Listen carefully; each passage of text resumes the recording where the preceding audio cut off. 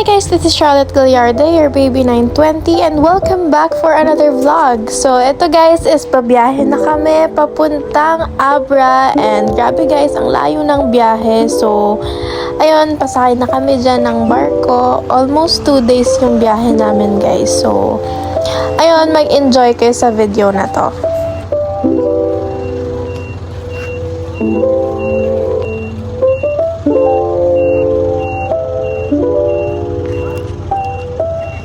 So, yung time na yan guys, nasa barko na kami and sobrang sama ng pakiramdam ko niyan guys. Nilalagnat, sinisipon at inuubo ako dyan. Kaya, nakakahiya umubo dyan guys kasi ang daming tao.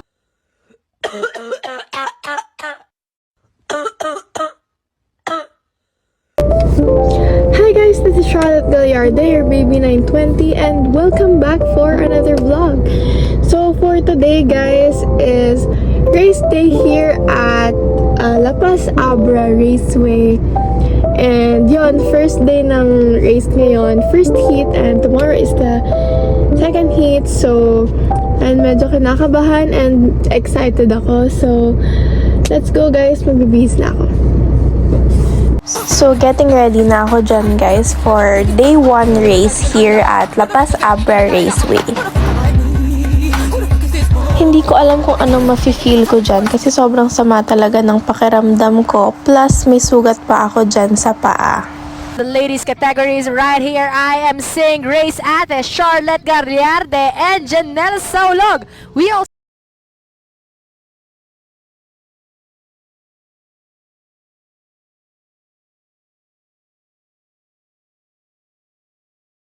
race day 2. So, final heat na ngayon guys. And, ayun, kahapon yung result is second ako. Sumempla lang ako sa first corner. And, from last ako guys to second. So, happy ako sa result na yon. Pero, I'll try to do better ngayon. Ngayong final heat kung ano yung makakaya ko.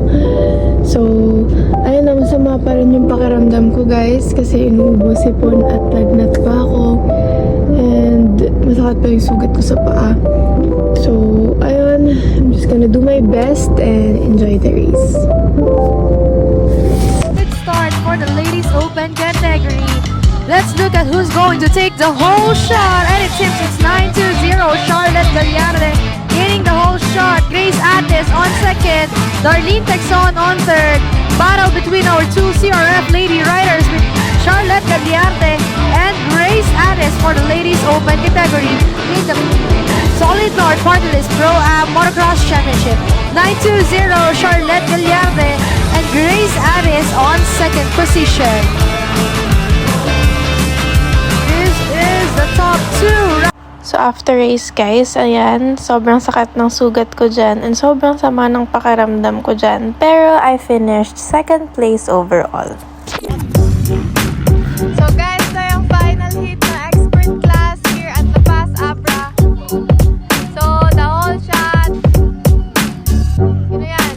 Mitch Rivera, followed by Terrence Napan, Borok Pangosong, Maclean Aguilar. Wala lang susunod.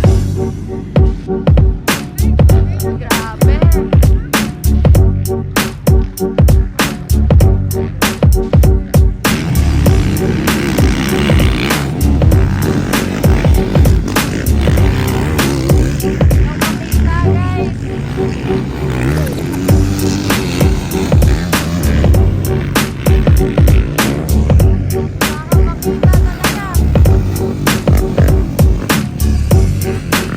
So, after race, nag-TikTok lang kami dyan ni Zaira and ni Ate Janelle and nagkukulitan lang kami dyan.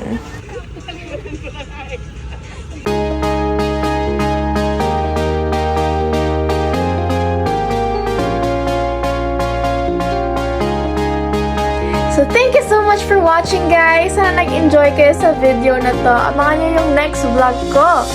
So, thank you so much for watching guys! Mag-ingat kayo palagi! Bye!